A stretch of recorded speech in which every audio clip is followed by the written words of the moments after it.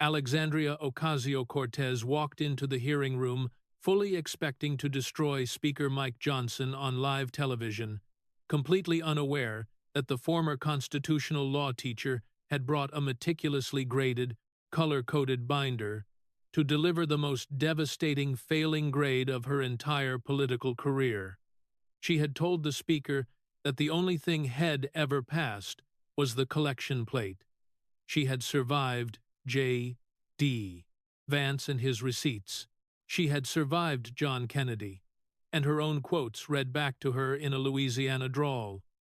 She did not survive Mike Johnson, not because Johnson was angrier, or sharper, or more theatrical than the men who came before him, because Johnson didn't attack, and he didn't tell stories.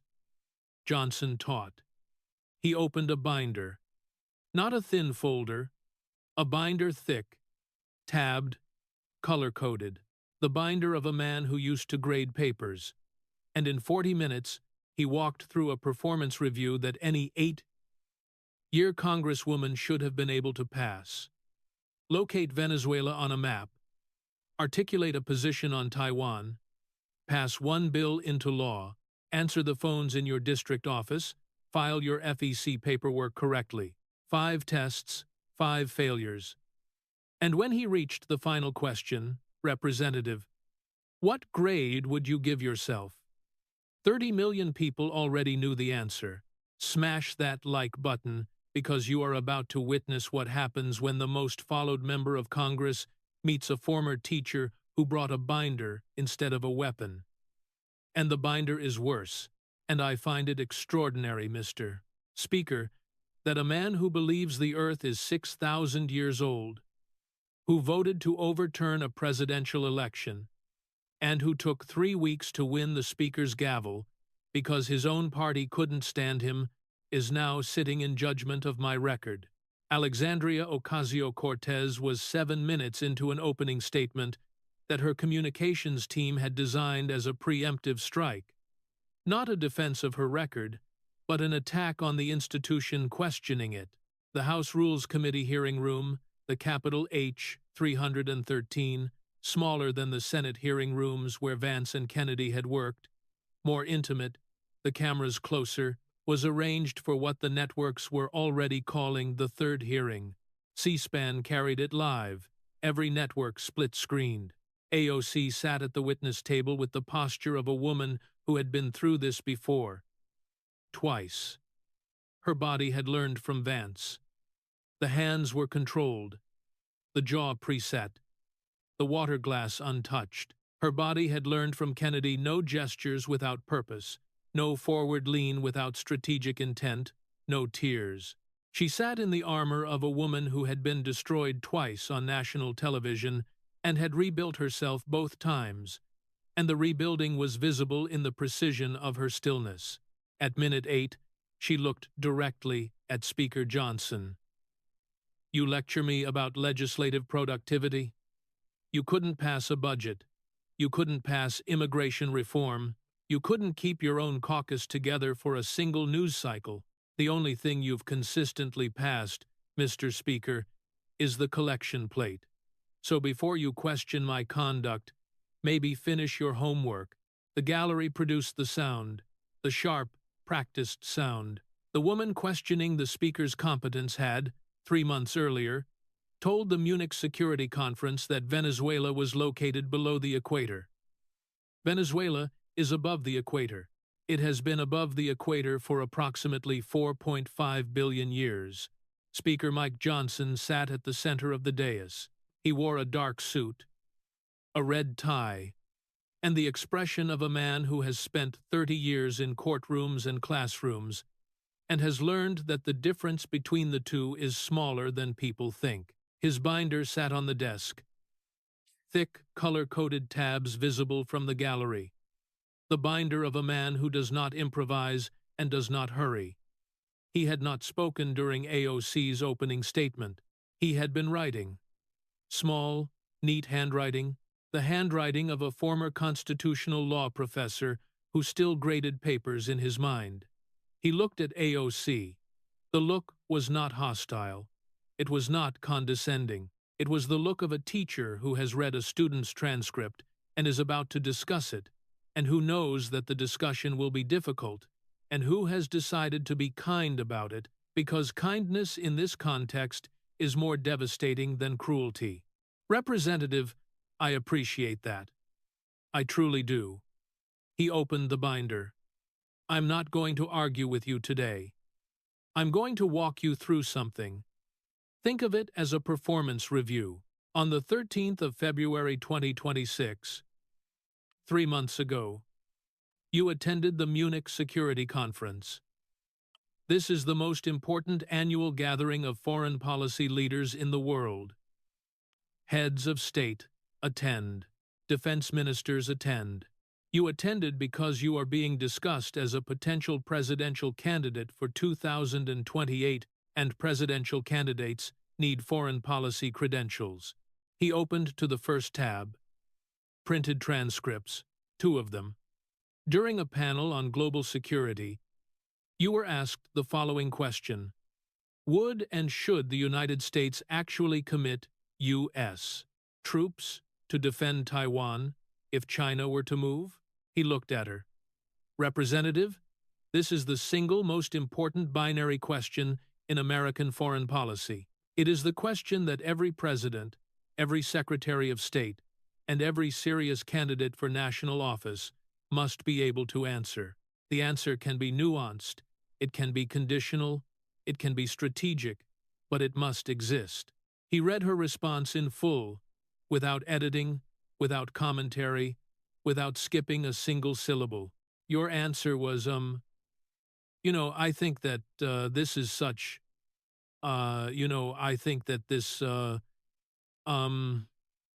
is, of course, a very long-standing policy of the United States. And I think what we are hoping for is that we want to make sure that we never get to that point, and we want to make sure that we are moving in all of our economic research and our global positions to avoid any such confrontation, and for that question to even arise. He set the transcript down.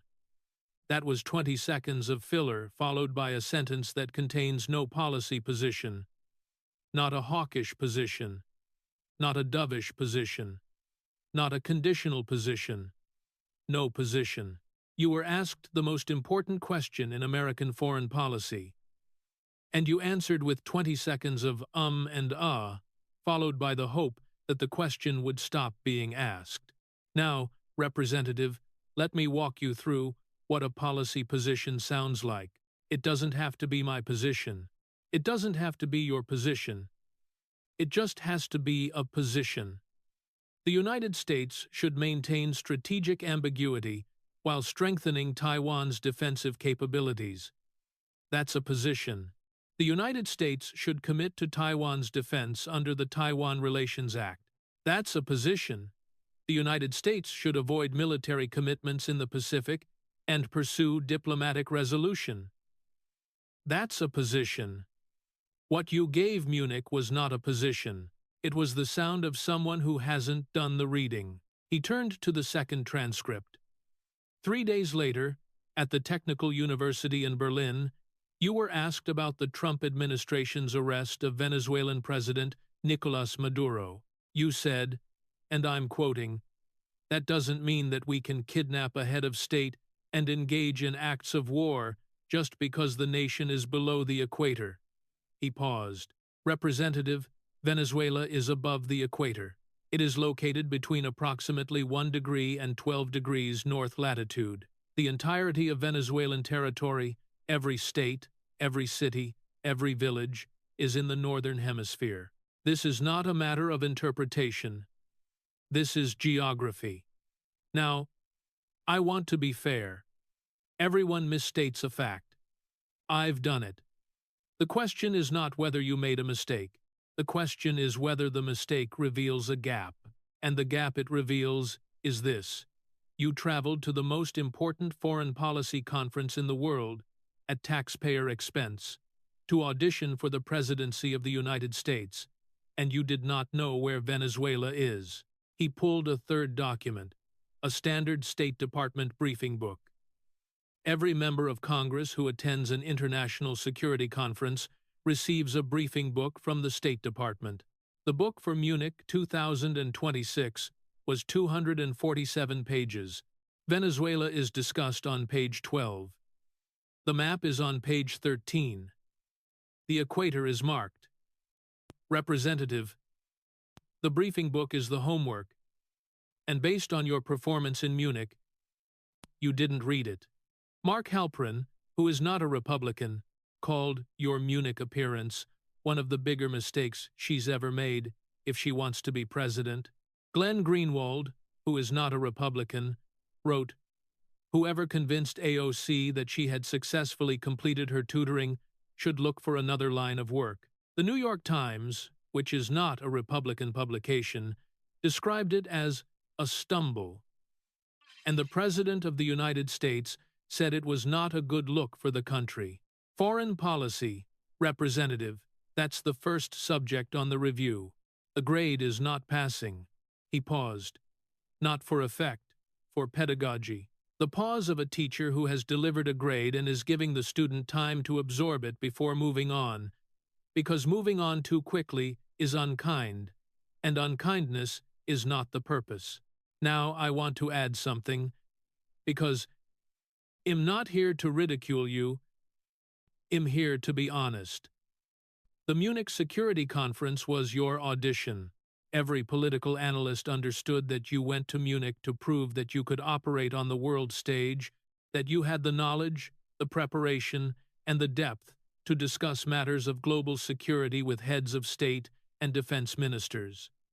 And the audition failed. Not because you're unintelligent, I don't believe that for a moment. It failed because you didn't prepare. The Taiwan question has been asked of every serious foreign policy figure for 20 years. It has a known structure. There are 4 or 5 standard frameworks for answering it.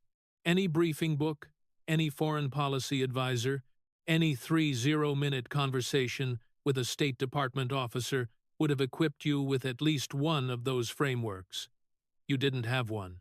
After 8 years in Congress, after serving on, and let me check this, 0 foreign policy committees, after traveling to Munich at taxpayer expense to audition for the highest office in the world, you didn't have a framework for the single most frequently asked question in American foreign policy.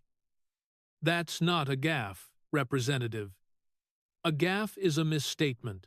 This is a gap. And the gap is between the job you're auditioning for and the preparation you brought to the audition. Your own party saw it.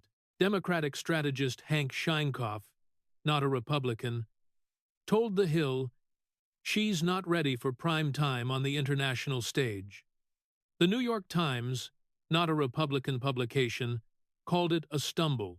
And when the New York Times calls something a stumble, Representative, it means they wanted to call it something worse, and their editors wouldn't let them. Foreign policy, first subject, not passing. AOC's right hand, the hand that had been flat on the table, disciplined, post-Vance, post-Kennedy armor, rose. Not to gesture, not to point, not to sweep. The hand rose approximately 4 inches off the table surface in the beginning of a motion that had no destination, the aborted start of a gesture that the body initiated before the brain approved. It was the hand of a woman whose native language is gesture, whose 8 years of congressional communication have been conducted through the choreography of hands that point and sweep and open and close, and whose body, despite 2 hearings of training, cannot fully suppress the instinct to speak with its hands when the mouth has been told to be quiet. The hand hovered for 1 second. She caught it, pulled it back, pressed it flat against the table with the deliberate force of a person pressing something down that wants to come up. Johnson turned to the next tab. Let's talk about your district, Representative. New York's 14th Congressional District has approximately 718,000 residents. They live in portions of the Bronx and Queens, The poverty rate is 16%. The unemployment rate is 9%.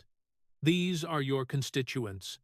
They elected you to represent them, which means at a minimum that your office should be available to them. He read from a printed copy of a New York Post investigation published in early 2026. Your Bronx district office is open 1 weekday per week. He let the number sit.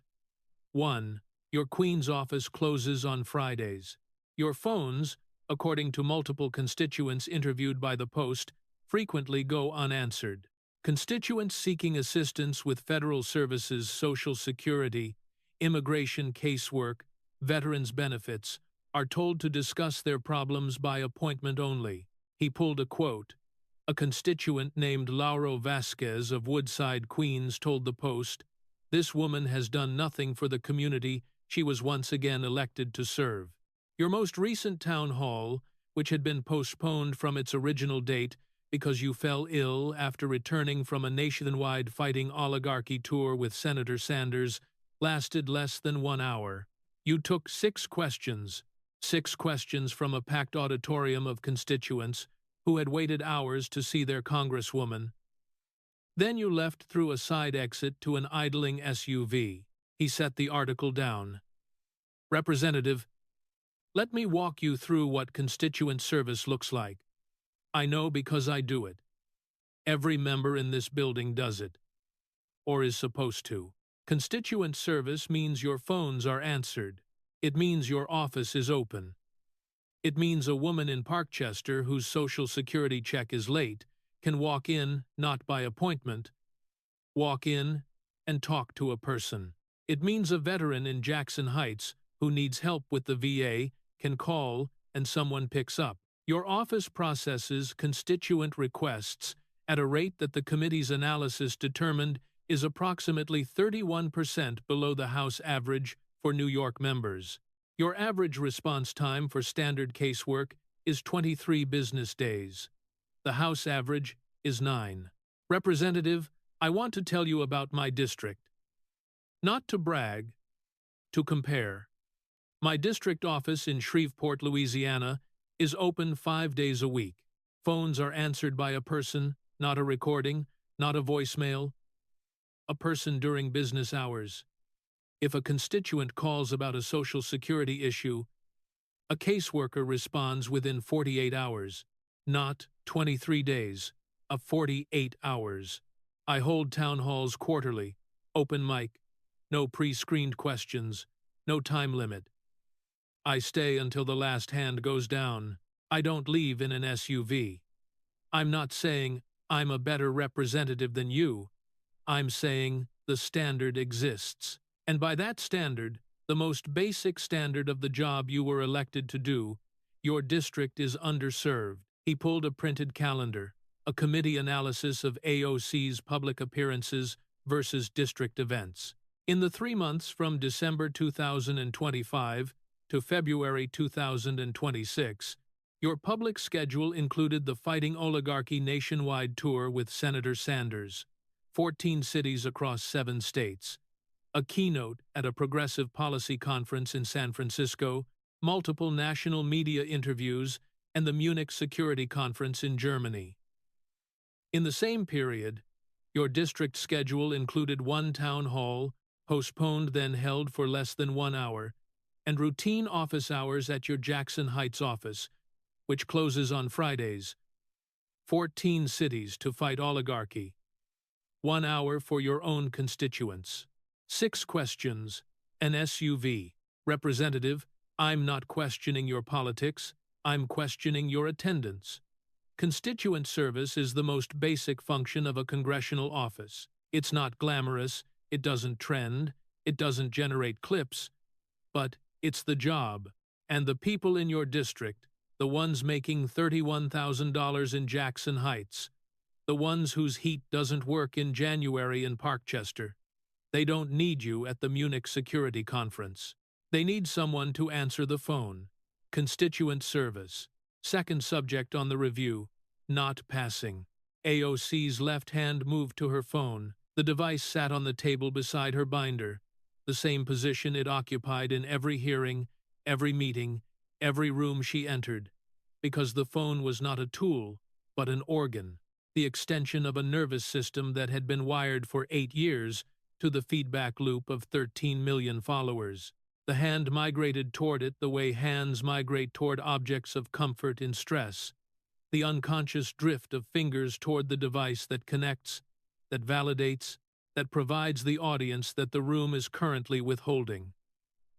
The migration stopped 1 inch from the phone. She realized, not consciously but muscularly, at the level of proprioception, the body's awareness of where its parts are in space, that her hand was reaching for the thing that Johnson was describing as the problem. She redirected. The hand went to her lap.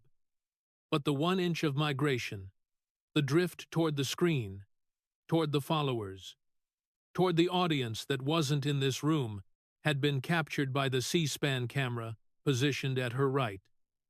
And the 1 inch was the story.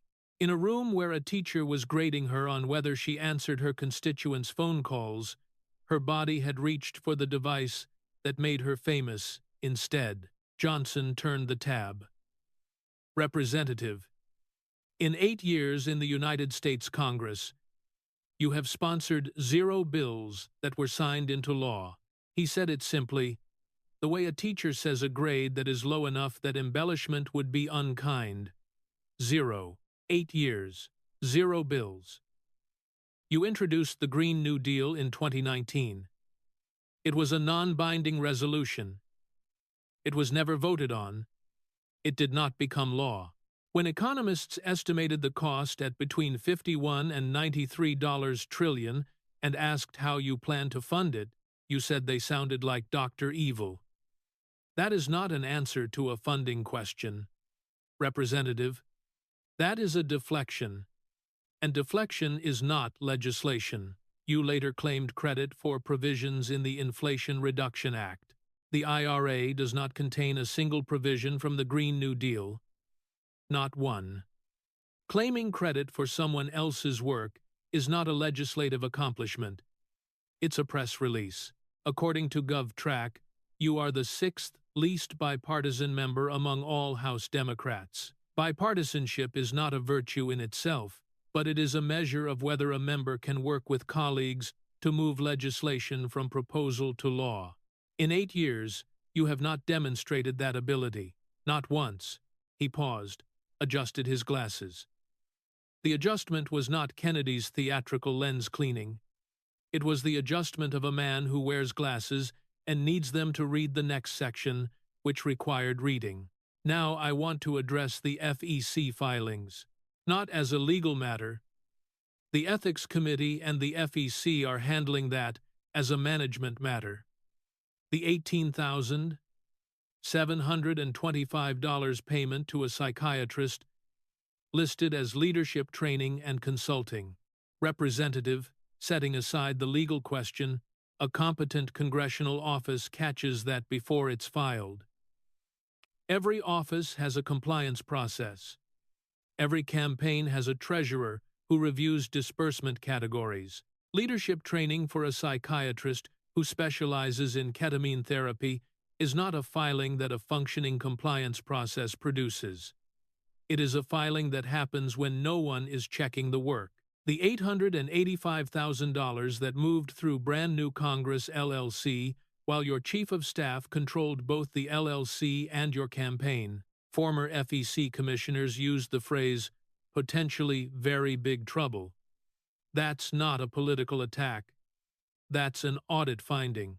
And the reason it became a finding is that someone in your organization designed a financial structure so poorly that it invited scrutiny.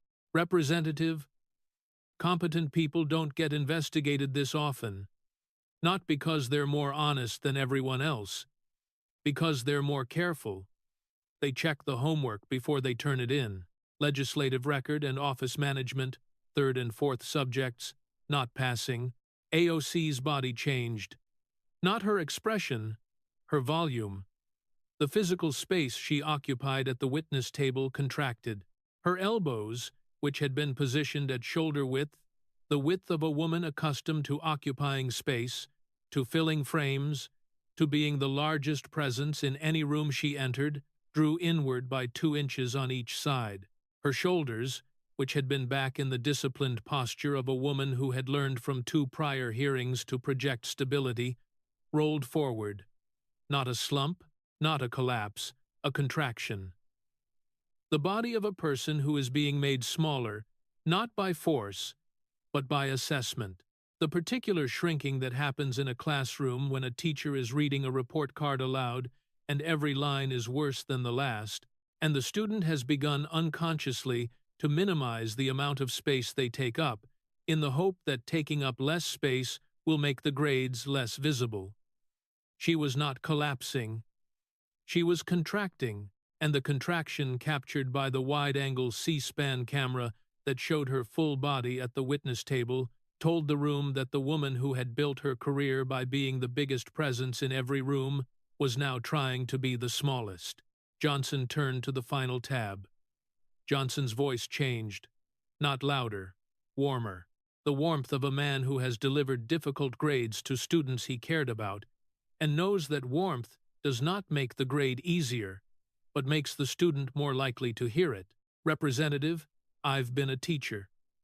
Before I came to Congress, I taught constitutional law. I stood in front of classrooms for years, and I learned something about students that I believe applies to members of Congress. The students who struggle the most are not the ones who lack talent. They are almost never the ones who lack talent. The ones who struggle are the ones who were told too early that they were exceptional, and who were never told honestly, specifically, by someone who cared enough to say it, where they actually stand. I think you are talented, Representative. I think you are one of the most naturally gifted communicators in the history of this institution. I think you have an ability to connect with people that most members would spend a career trying to develop and never achieve. I mean that sincerely. But communication is not governance. Connection is not legislation. Clips are not laws.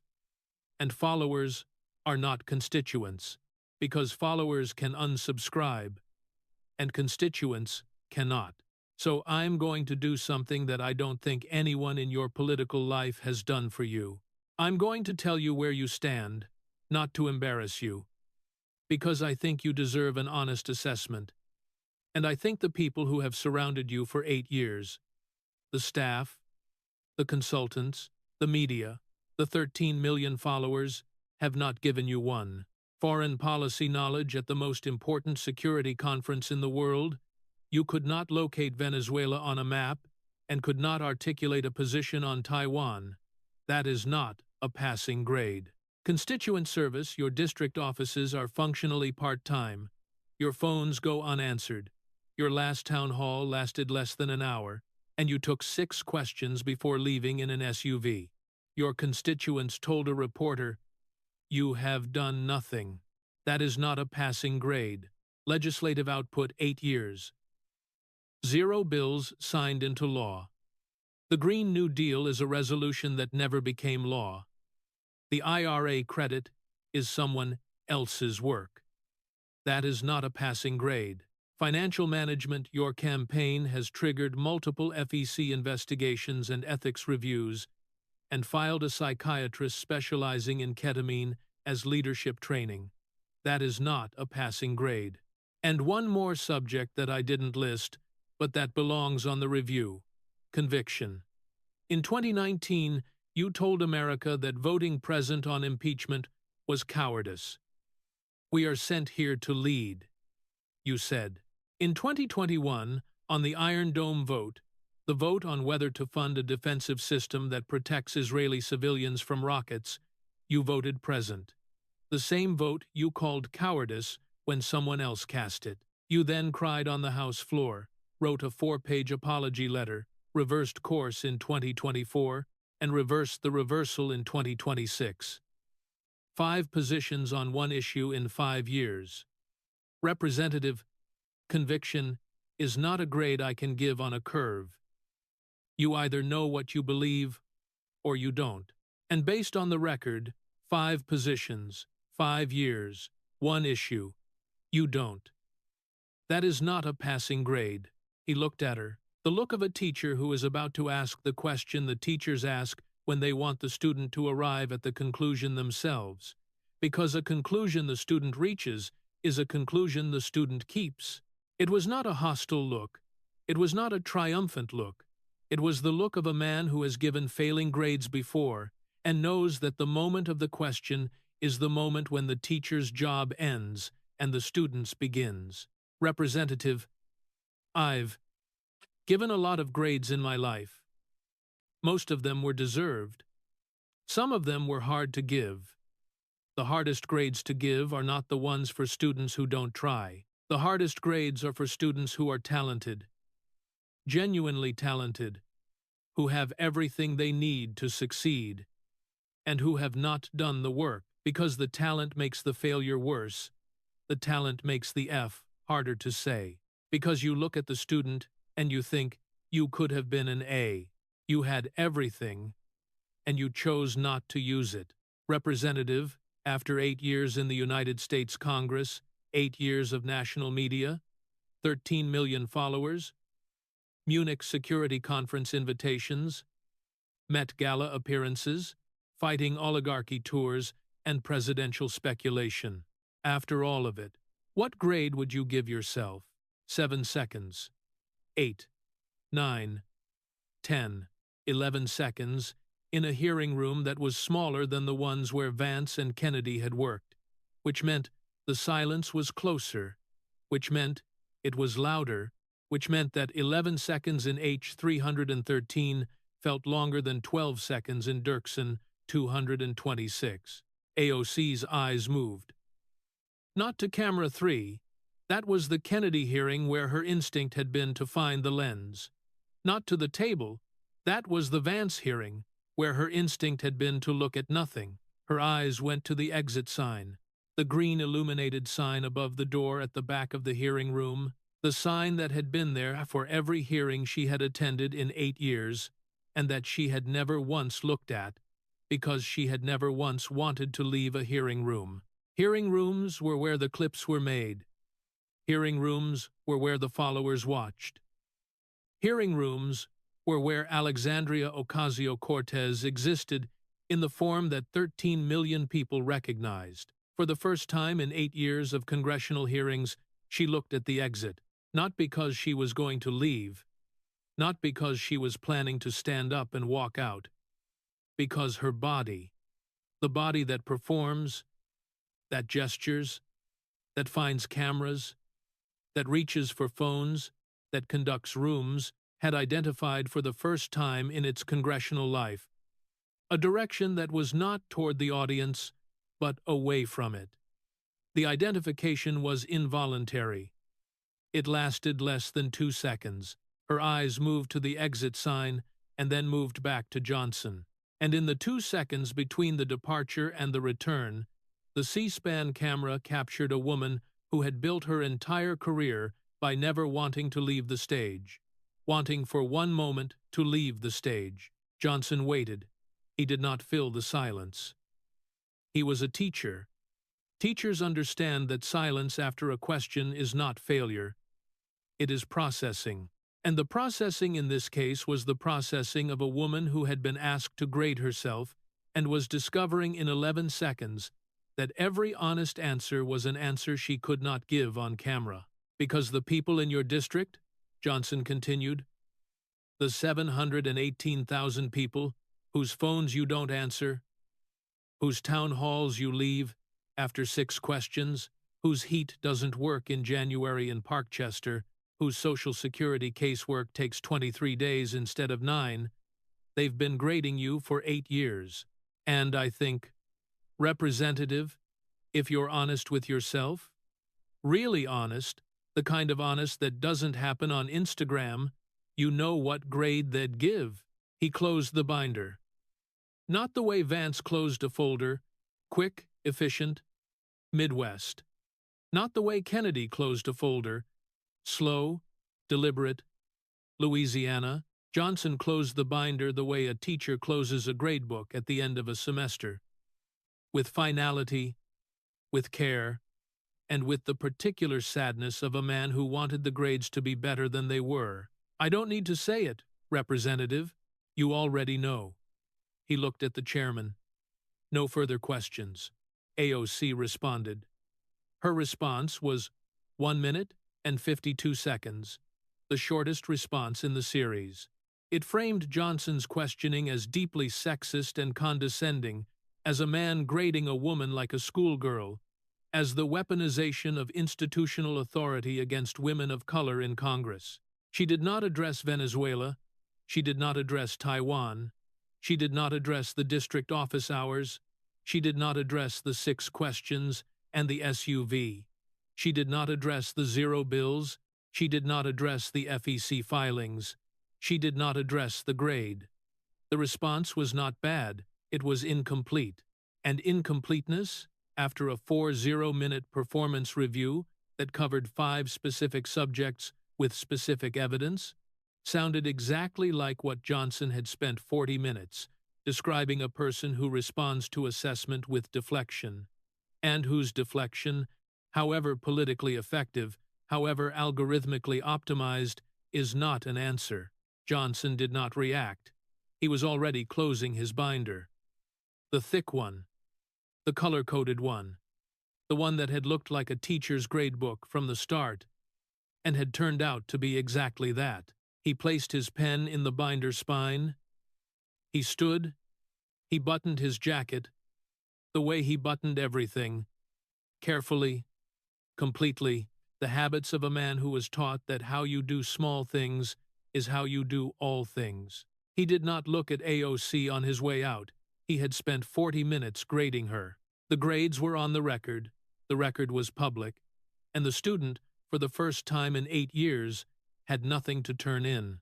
The first clip to break was "Venezuela is above the equator." Johnson reading AOC's Munich transcript in full, including every and followed by the geography correction, delivered with the patient precision of a teacher correcting a map quiz. The clip was 22 seconds long. It was shared 26 million times in the first 18 hours. The clip's power was structural. Johnson had not mocked her. He had not laughed. He had read the transcript the way a teacher reads an answer aloud, accurately, completely, without editorial, and let the transcript grade itself. The second clip was by appointment only. Johnson reading the district office hours, the unanswered phones, the 6 questions, and the SUV. This clip traveled differently from any clip in the series. It traveled through local politics accounts, through constituent service advocacy groups, through city council members and community board activists who had spent years trying to get their own representatives to answer the phone. The clip was not partisan, it was professional. It was the clip of a man describing the minimum standards of a job and documenting that those standards had not been met. And the documentation was devastating because it was not about ideology. It was about showing up. The third clip was the grade. The full sequence from "What grade would you give yourself?" through 11 seconds of silence to "You already know." This was the clip that crossed party lines because the question was universal. Every person who had ever been graded, every student, every employee, every human being who had sat across from someone with authority and been asked to account for their performance, recognized the question, and every person recognized the silence that followed it, the silence of someone who knows the answer and cannot say it. The fourth clip, the one that would follow AOC longest, was the exit sign. 2 seconds of C-SPAN footage showing AOC's eyes moving to the illuminated green exit sign above the hearing room door. The clip required no commentary. It required no context. It was 2 seconds of a woman who had spent 8 years never wanting to leave a stage. The clip became the visual shorthand for the entire hearing, shared more than any individual quote or exchange, because it captured something that words could not: the moment when performance meets assessment, and assessment wins.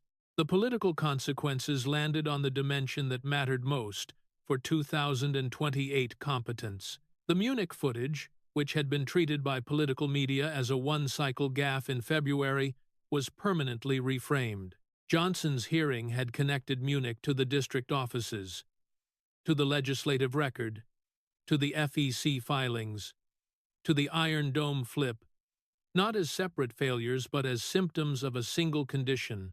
The condition was not corruption, it was not malice, it was the gap between a national brand and the local competence required to justify it. Every 2028 debate prep book now included the Taiwan transcript and the Venezuela quote, not as opposition research to be deployed, but as disqualifiers that would surface organically in any foreign policy discussion. The district office reforms came within a week. AOC's congressional office quietly extended Bronx office hours from 1 weekday to 3. Queens office hours were extended to include Fridays. A second phone line was added to the Jackson Heights office. The reforms were not announced. They were discovered by the same New York Post reporter who had written the original investigation, and the discovery was its own kind of confirmation because you do not fix things that are not broken, and fixing them in the week after a hearing is an admission that the hearing was right. Progressive media fractured along a new line, not the performance line from the Kennedy hearing, but the competence line. The Nation published a defense of AOC's Munich appearance, arguing that foreign policy gaffes are a bipartisan tradition. Jacobin published a response arguing that the progressive movement cannot afford leaders whose knowledge base is limited to domestic talking points. Pod Save America devoted 11 minutes to the hearing, and Jon Favreau, who had written foreign policy speeches for President Obama, said something that traveled farther than any clip from the hearing itself. The Taiwan answer is disqualifying. I'm sorry, if you want to be president, you have to be able to answer that question. Not perfectly, just at all. AOC's qualified to be president. Rating among Democratic primary voters dropped 14 points in the 2 weeks following the hearing, from 47% to 33%. The drop was not on favorability, which held. It was not on says what she believes, which had already been damaged by Kennedy. It was on the specific metric of perceived competence, the metric that separates a celebrity from a candidate, a brand from a president. The 14 points represented the distance between a person people wanted to vote for and a person people believed could do the job. And the distance, once measured, could not be unmeasured. Johnson gave no interviews. When a reporter from Politico asked him in the Capitol hallway whether the hearing had been productive, Johnson stopped, thought about it the way he thought about everything, carefully, completely. I was a teacher for a long time. Teachers don't enjoy giving failing grades. We give them because the student needs to know where they stand. What they do with that information is up to them. He paused. I hope she reads the briefing book next time. He walked to the elevator. In Jackson Heights, Queens, Rosa Gutierrez was closing the nail salon when her phone buzzed. A text from Elena. Tuesday, regular, 3 years. The woman whose grandson delivered for Uber and gave AOC $20 a month. Did you see the hearing? Rosa had seen the hearing. She had watched it in pieces between clients.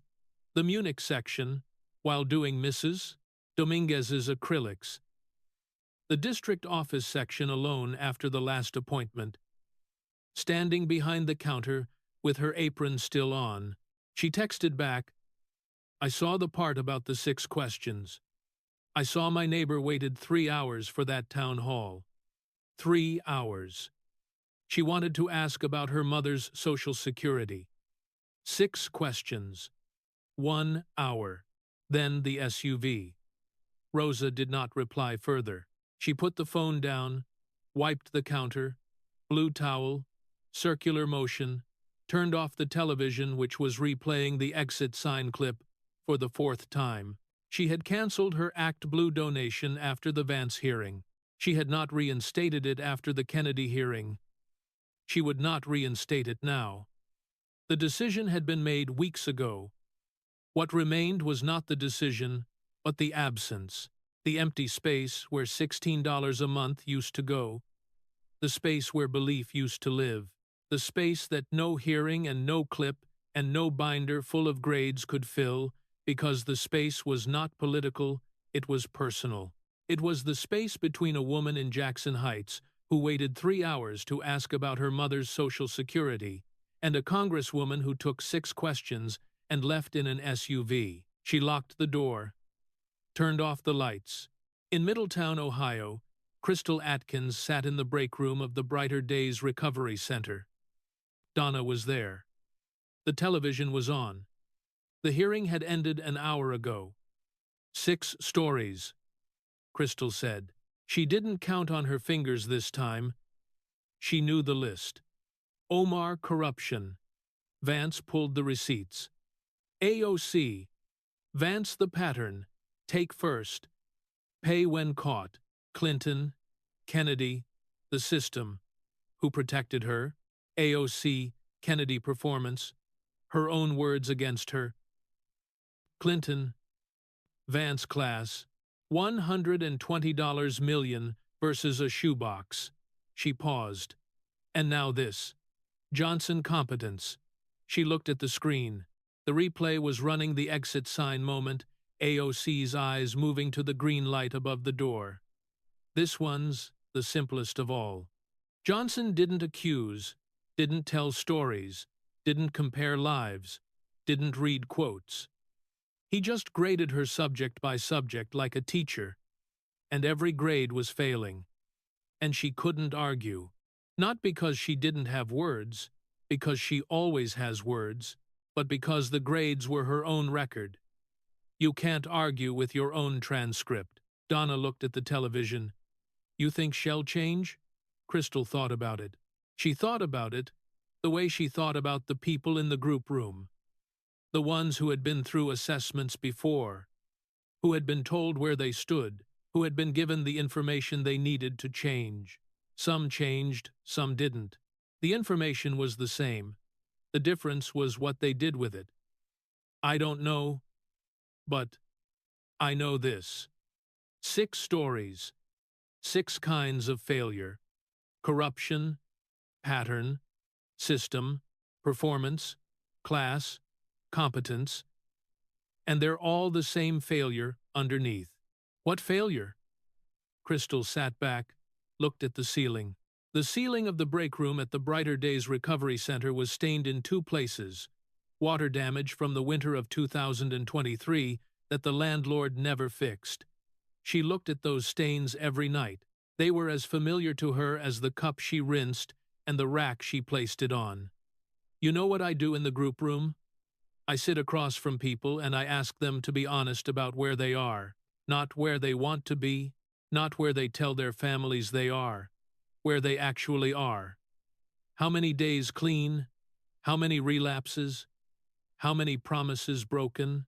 It's the hardest question in recovery, because the answer requires looking at the gap between who you say you are and who you actually are. That's what Johnson did. He sat across from her and asked her to look at the gap. Not the gap between her politics and his. That's a debate, and debates are easy. The gap between what she promises and what she delivers. Between 13 million followers and 1 weekday in the Bronx. Between Munich and Jackson Heights. Between the Green New Deal and zero laws. Between we are sent here to lead and voting present. In recovery, we call that gap the distance. The distance between the story you tell about yourself and the life you're actually living. And the distance is the thing that kills people. Not the substance. The distance. Because the substance is just the tool you use to avoid looking at the distance. She paused, looked at Donna. Her substance is the camera, the followers, the clips. That's what she uses to avoid looking at the distance. And Johnson, God bless that man with his binder and his color-coded tabs. Johnson made her look at it.